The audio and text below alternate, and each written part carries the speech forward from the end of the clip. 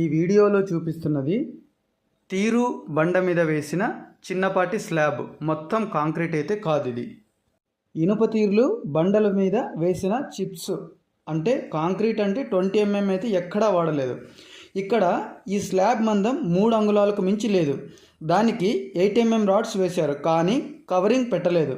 స్లాబ్లో వేసే ఏ రాడ్ అయినా కింద పైన కాంక్రీటు, మధ్యలో ఐరన్ రాడ్ ఉండేలాగా చేస్తారు, కానీ ఇక్కడ అలా చేయలేదు.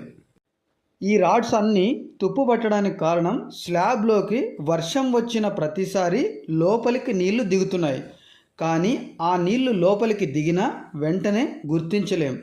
ఆ నీళ్లు ఇంట్లోకి లీక్ అయితే గుర్తిస్తాం, కానీ ఇలాంటి డ్యామేజ్ ఏది జరగకుండా ఉండాలంటే ముఖ్యంగా వాటర్ లీకేజ్ని ఆపాలి. ఈ డ్యామేజ్ అంతా, ఈ తుప్పు పట్టడం అంతా వాటర్ లీకేజ్ వల్లే జరిగింది అని